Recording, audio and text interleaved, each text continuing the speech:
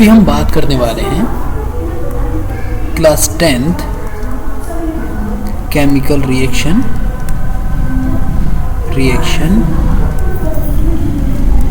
And equation chapter के types of reaction topic के अंदर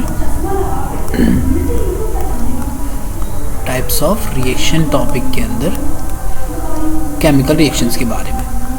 नॉर्मली जब भी हम बात करते हैं केमिकल रिएक्शंस की तो यहाँ पर कुछ चीज़ें हैं जिनके बारे में पहले से समझ लेना बहुत ज़रूरी है। जैसे टाइप ऑफ रिएक्शन के अंदर जो केमिकल रिएक्शंस आती हैं उसमें पहली रिएक्शन हम पढ़ते हैं combination reaction.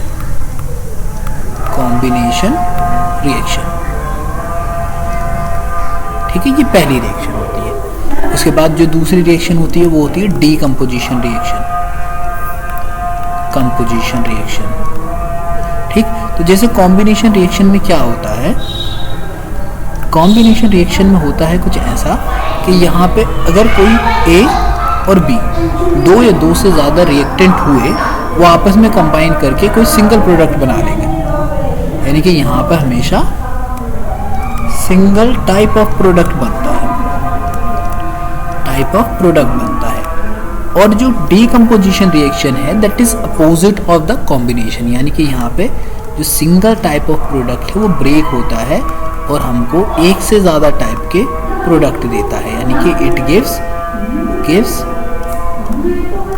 More than one type of product. ठीक है, तो पहले चलो हम बात कर लेते हैं अभी कॉम्बिनेशन रिएक्शंस की। Let's begin. यहाँ पे हमारी हेडिंग रहेगी कॉम्बिनेशन रिएक्शन।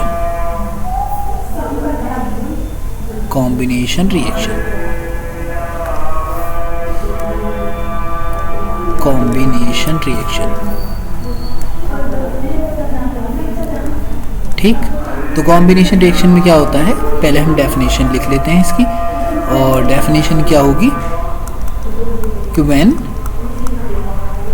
वन और वन नहीं, मतलब हमेशा होते ही कम से कम टू तो होने ही चाहिए, टू और मोर reactants combines to form single type of product.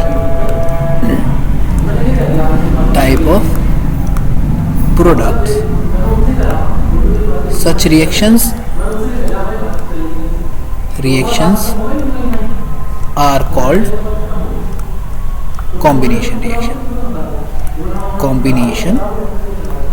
reactions। यानी कि इस तरह के रिएक्शंस को आप नाम क्या दोगे, कॉम्बिनेशन रिएक्शन दोगे। एक जनरल रिप्रेजेंटेशन लिखते हैं हम, जनरल इक्वेशन लिख देते हैं। तो इसमें होगा क्या, जैसे कि अगर कोई ए है और बी है, ये क्या है, एक से ज़्यादा रिएक्टेंट है हमारे पास। तो ये मेरे पास रिएक्टेंट है, ये आपस में कंबाइन करेंगे, केमिकल कॉम्बिनेशन में जाएंगे और ये बना लेंगे कोई एक प्रोडक्ट। लेस से हम इसको सिर्फ सी से डिनोट करते हैं। तो यहाँ पे हमारे पास ये आ गया प्रोडक्ट। अब प्रोडक्ट जो बनेगा हमेशा सिंगल ही बनेगा, दैट्स वाई इसको बोलते हैं हम कॉम्बिनेशन रिएक्शन। ठीक, तो ये जनरल सी एक डेफिनेशन थी जिसके बारे में हमने अभी बात की।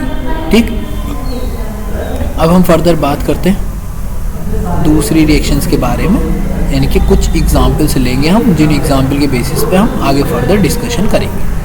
ओके, वो डेफिनेशन आपने नोट डाउन कर ली होगी ऑफ कोर्स आई बिलीव। अब हम पहली रिएक्शन देखते हैं एग्जाम्पल के अंदर। लेट्स से हमारा ये पहला एग्जाम्पल आ गया, पहला। ठीक, पहला क्या है कि when magnesium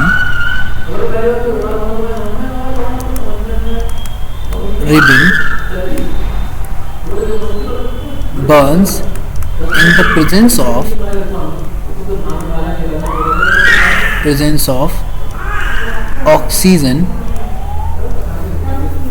oxygen gas, it gives magnesium oxide। ठीक, इट गिव्स मैग्नीशियम ऑक्साइड। कैसे दिखाते हैं मैग्नीशियम ऑक्साइड को? Mg, ठीक। और जो बर्न करता है तो it Burns with dazzling bright flame, dazzling bright flame,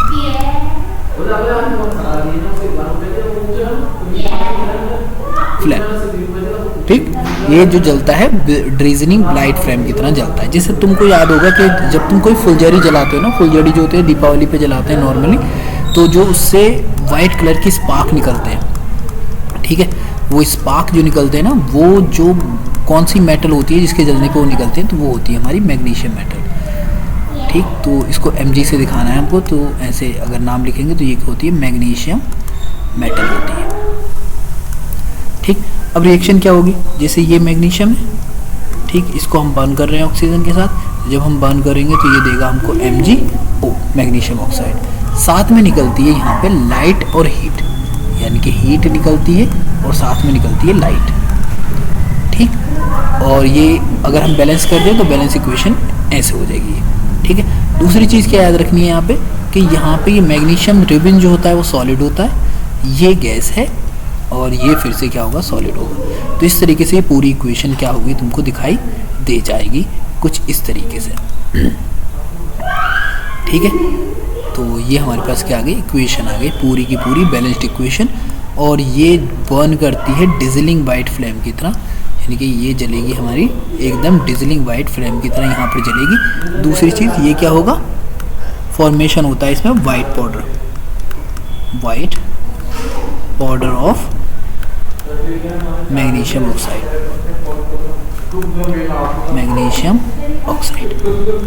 alright. तो वाइट पाउडर आ जाएगा मैग्नीशियम ऑक्साइड का। और साथ में जैसे ये हीट और एनर्जी निकल रही है, तो सच इक्वेशंस आर, ये कौन से, अगर हम on the basis of temperature इसकी बात करें तो टेम्परेचर के बेसिस पर अगर हम इसको बोलेंगे तो ये हमारी exothermic chemical reaction,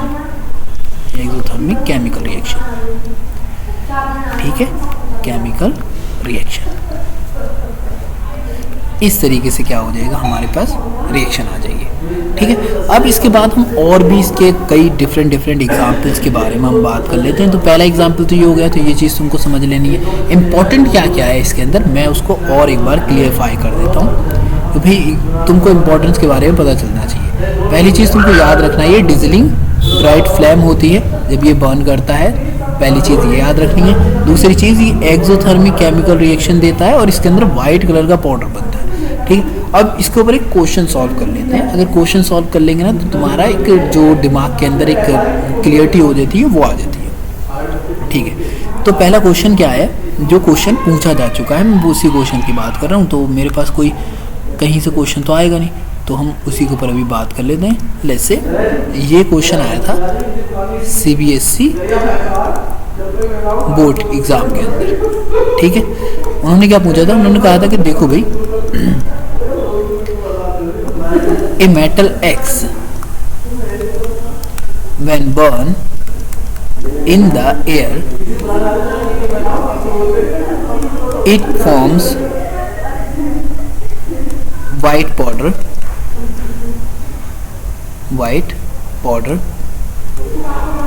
and burn with bright dazzling flame, ठीक, dazzling flame। इसके आगे क्वेश्चन में और पॉइंट्स हैं, लेकिन हम फर्दर अभी हम अपने इंपॉर्टेंस के अकॉर्डिंग इसको सिर्फ सिंगल ही लिखेंगे। Identify the metal X and write chemical equation, alright. कह रहे हैं भाई देखो, पहले चीज़ तो तुम आइडेंटिफाई कर लो, आइडेंटिफाई करने के बाद जो है जो भी केमिकल इक्वेशन है वो लिख दो। तो पहली चीज़ क्या करोगे तुम, सबसे पहले आइडेंटिफाई करना है। तो आइडेंटिफाई करने का देखो तरीका क्या होता है, याद ये बहुत ज़्यादा इंपॉर्टेंट है, तुमको लिखना किस तरीके से। तो तुमको बताना है कि विद द मेटल X, ठीक है, the metal X when burn burn, it burns with bright drizzling flame, bright drizzling flame that burns such as magnesium raven, magnesium raven. So X is magnesium. ठीक, तो magnesium जो X है वो क्या है, magnesium है. सिंबल क्या हो जाएगा, Mg हो जाएगा. तो पहली चीज़ आइडेंटिफाई कर दिया. फिर कह रहे हैं कि भाई उसके बाद इक्वेशन भी लिख के दिखाओ. तो इक्वेशन कैसे दिखाओगे, Mg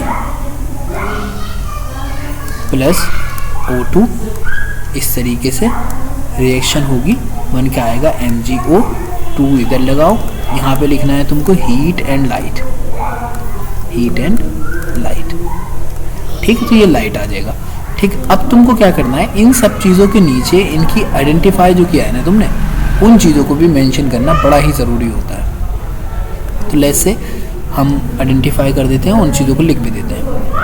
तो यहाँ पे लिखोगे आप मैग्नीशियम, मैग्नीशियम रेवन. ठीक है, यहाँ पे लिखोगे एयर, यहाँ पे लिखोगे वाइट पाउडर ऑफ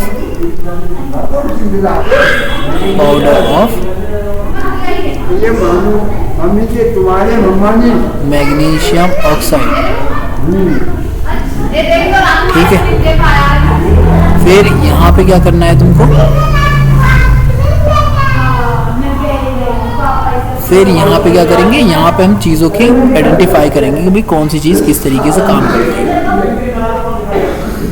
ओके, ना लेट्स से यहाँ पे तुमको क्या लिखना है, दूसरी चीज़ जो सबसे ज़्यादा इम्पोर्टेंट आएगी वो आएगी स्टेट. तो ये हो जाएगा सॉलिड, ये हो जाएगा गैस, और ये आएगा तुम्हारा फिर से सॉलिड. ठीक है, तो इस तरीके से क्या हुआ, ये सारी की सारी चीज़ें हमारी पूरी हो गई. और इस तरीके से हमारी इक्वेशन को अगर तुम चाहो तो हम इस तरीके से इसको एक ब्रैकेट में बंद कर सकते हैं. ठीक है, और इस तरीके से आपका पूरा का पूरा आंसर हो जाएगा. ये आपका आंसर हो गया.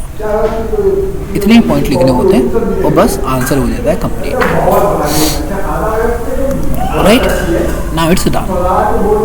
इस तरीके से क्या है, क्वेश्चन आया था जिसका आंसर तुमको करना था, and that answer is completed.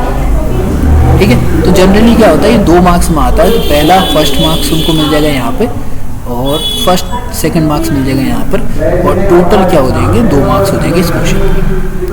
Alright, तो सिंपली तुमको इतना ही करना है. उसके बाद और तुमको इससे ज़्यादा करने की ज़रूरत नहीं होती, और वही तुमको करके निपटा देना है.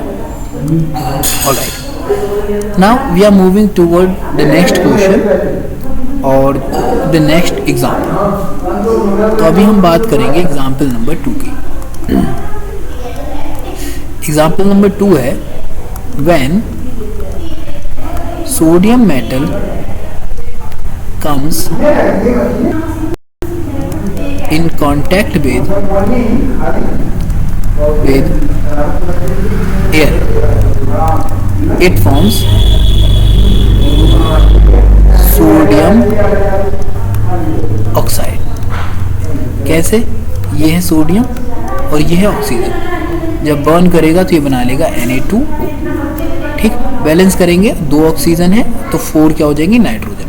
ठीक, और यहाँ पे आएगा वही हीट एंड लाइट, यानी कि यहाँ पे हीट और लाइट तो होना ही होना है. ठीक है, अब क्या करना है हमको, बैलेंस कर देना है. तो बैलेंस करने की, तो यहाँ पे बैलेंस तो ऑलरेडी है. फिर ये क्या है, सॉलिड, ये तुम्हारी गैस है, और ये भी क्या होता है, सॉलिड होता है. ठीक है, इस तरीके से क्या हो जाएगी, तुम्हारी रिएक्शन कंप्लीट हो जाएगी जो तुम्हारे नॉर्मली क्वेश्चन पूछे जाते हैं. ऑलराइट, ठीक है, ऐसे एग्जाम्पल नेक्स्ट ले लेते हैं हम. ठीक, एग्जाम्पल नंबर 3 ले लेते हैं. एग्जाम्पल नंबर 3 में क्या है कि when you burn the carbon in the presence of oxygen it form carbon dioxide. ठीक है, तो ये भी कॉम्बिनेशन रिएक्शन है. When there is excess of oxygen then ये फॉर्म होता है. जब एक्सिस ऑफ ऑक्सीजन नहीं होता, जिसमें क्या बोलते हैं भाई, लिमिटेड ऑक्सीजन होगा, तब फॉर्म क्या होगा, तब होगा ये कार्बन मोनोऑक्साइड. ठीक है, यहाँ पे भी क्या है, हीट एंड लाइट, ठीक है, और यहाँ पे भी क्या है, हीट, ठीक है। नॉर्मली हीट ही होती है वैसे, और लाइट यहाँ पे बहुत कम निकलती है, तो दैट्स वाई इस तरीके से हम तीसरा एग्जाम्पल हो जाएगा, ठीक है। फोर्थ एग्जाम्पल क्या हो सकता है कि जैसे सपोज करें, एग्जाम्पल बात करते हैं हम फोर्थ वाले की। जैसे आपने रिएक्शन करवाई सोडियम की क्लोरीन के साथ, तो यहाँ पे बन के आ जाएगा 2NaCl, ठीक है। यहाँ पे बन के आ जाएगा हमारे पास लेस से सोडियम क्लोराइड,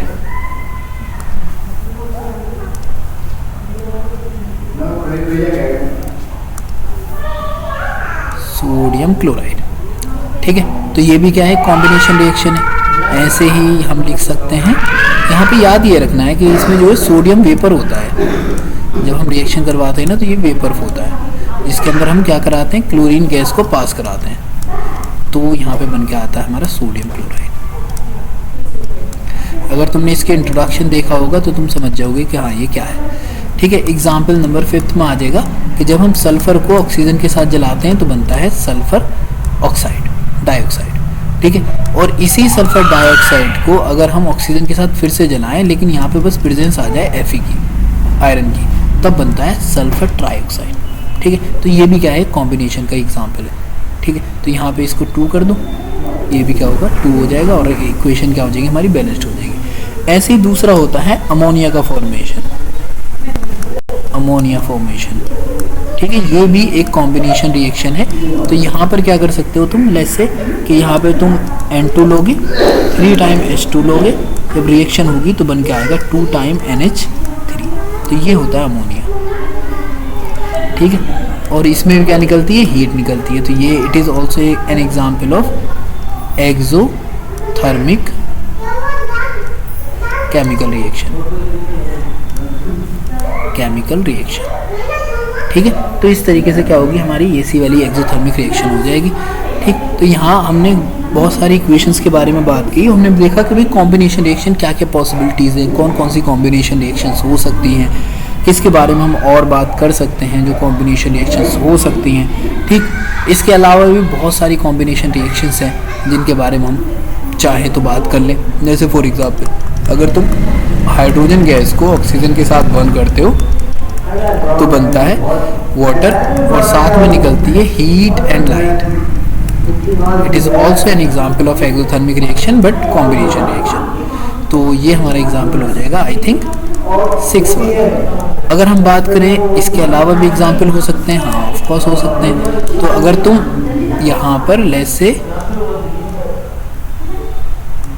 H2 को Cl2 के साथ बर्न कर दो, या सिर्फ और सिर्फ सनलाइट में रिएक्शन होती है, तो यहाँ पे जो बन के आता है वो बन के आता है HCl, ठीक है। ये भी क्या है, कॉम्बिनेशन रिएक्शन का एग्जाम्पल है, ठीक है। और कौन से एग्जाम्पल हो सकते हैं, तो और एग्जाम्पल होते हैं ये, जैसे ऑक्सीजन को अगर तुम नाइट्रोजन के साथ बर्न करते हो, हीट करते हो, तो बन के आता है ये नाइट्रोजन मोनोऑक्साइड, ठीक है। ये भी क्या है, एक एग्जाम्पल है कॉम्बिनेशन रिएक्शन का, ठीक। और कौन से एग्जाम्पल हो सकते हैं, तो और एग्जाम्पल इसके अलावा भी एग्जाम्पल होते हैं, ऐसा नहीं है सिर्फ और सिर्फ ये एग्जाम्पल है। ये 8th वाला था और ये हो जाएगा हमारा 9th वाला, ठीक है। तो चलो इसके अलावा एग्जाम्पल कौन सा हो सकता है, तो इसके अलावा एग्जाम्पल हो सकता है कि अगर तुमने लिथियम लिया, ऑक्सीजन के साथ रिएक्शन करवाई, तो यहाँ पे बन के आएगा लिथियम ऑक्साइड, ठीक है। तो ये भी क्या है कि एग्जाम्पल है, जिसका यहाँ पे 2 आएगा तो यहाँ पर आ जाएगा 4, ठीक है। एक पर्सनली एग्जाम्पल होता है जिसको बोलते हैं हम magnesium nitride, magnesium nitride formation, ठीक है, मैग्नीशियम नाइट्राइड फॉर्मेशन। तो इसमें क्या होता है कि Mg की रिएक्शन करवाई जाती है किसके साथ, N2 के साथ। जब रिएक्शन करवाते हैं तो इसको हीट करने पर, गर्म करने पर क्या बनता है, Mg, और यहाँ पे बनता है 3N2, इसे बोलते हैं मैग्नीशियम नाइट्राइड। तो यहाँ पर आ जाएगा 3, ठीक है, ये आ जाएगा 3, और इस तरीके से क्या होगा, हमारी रिएक्शन कंप्लीट हो जाएगी। एक लास्ट है, वो है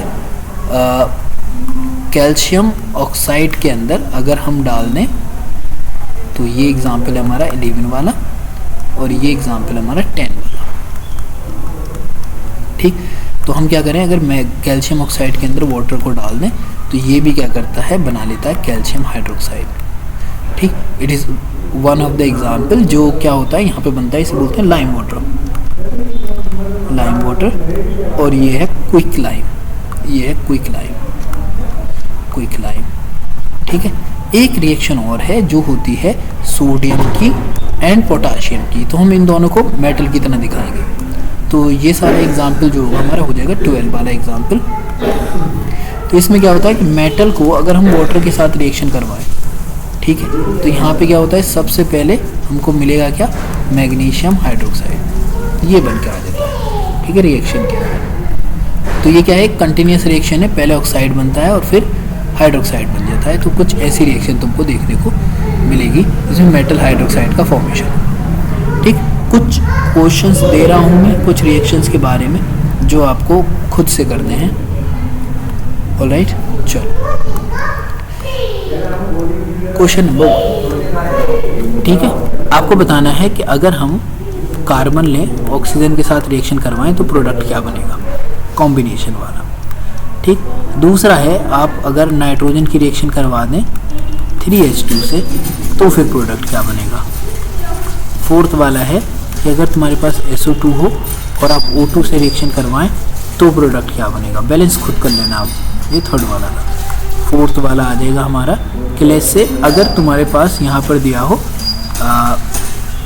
H2O और आप रिएक्शन करवा रहे हैं CO2 से तो प्रोडक्ट क्या बनेगा, खुद निकाल लेना। ठीक है, उसके बाद क्या होता है कि अगर तुम्हारे पास प्रोडक्ट दिया हो कुछ ऐसा, रिएक्टेंट दिया हो कुछ ऐसा, लेस से कि तुम यहाँ पर रिएक्शन करवा रहे हो H2O की विद CaO के साथ, कैल्शियम ऑक्साइड के साथ, तो प्रोडक्ट क्या बनेगा। ठीक है, इसकी इक्वेशन के आंसर निकालने के बाद अगर आप चाहते हैं तो आप मुझको ये सेंड कर सकते हैं इस नंबर पर।